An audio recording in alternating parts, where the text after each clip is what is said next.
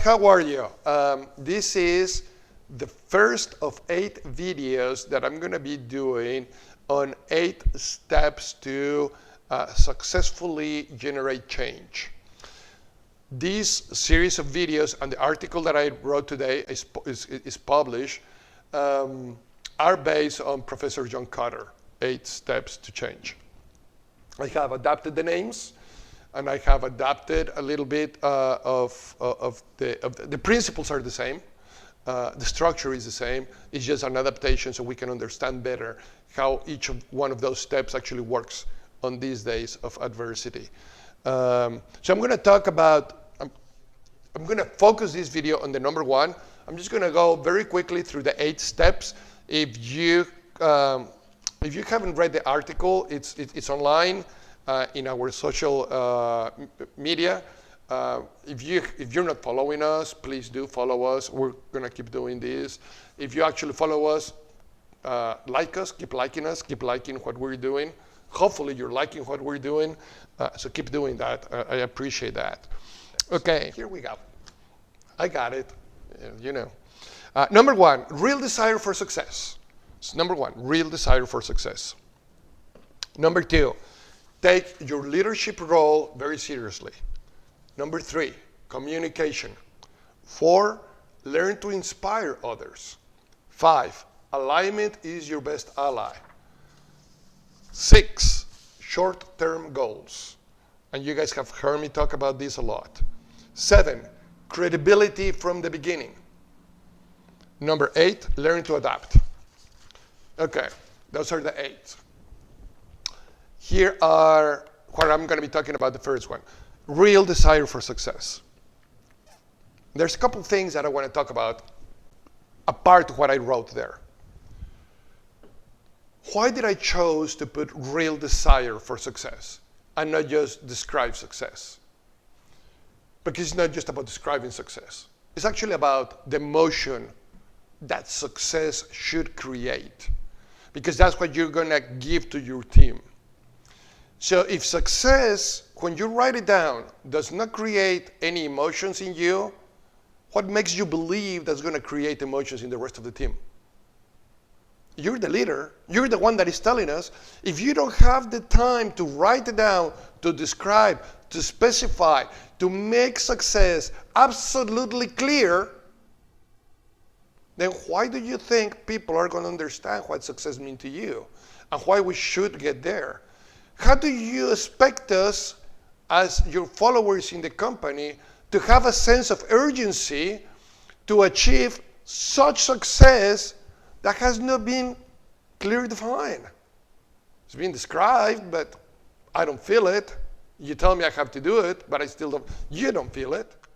So when you're describing your success, I want you to think the emotions that it creates on you. That desire, that ambition to get to that finish line, to know I made it. We as a team, we got there because we had the elements, we had the road. It was clear. It made sense. The success, it was just clearly defined and it made sense. But if you don't have time to define it, if you don't have time to describe it, please don't be expecting any sense of urgency to achieve it. It's just as clear as that. So, and I get excited about this. Because if we get at this point, if we get point to number 1 about the desire of success right, then we have moved a lot. Believe me, all 7 points that come after, they're going to be making a lot more sense to it. And you're going to start feeling it more. And it's going to be a lot easier to follow them. The problem with change is that a really high percentage of people that initiate change do not achieve it, and it's because a poorly planned most of the time. It's because the emotions behind that change were not effectively communicated. It was because the desire of success was really not such that the leader of the organization wasn't feeling it. So it is up to you, nobody else, to describe what is success, how does it feel, and how does it look.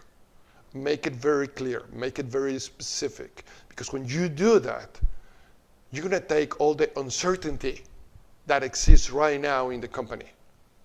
It's going to take away all the uncertainty that exists right now in your mind too. It's going to allow you to see better. And if you take away all this uncertainty, then anxiety will come down. And we have so much anxiety coming in from outside that we don't need to create more inside our organizations. Be clear.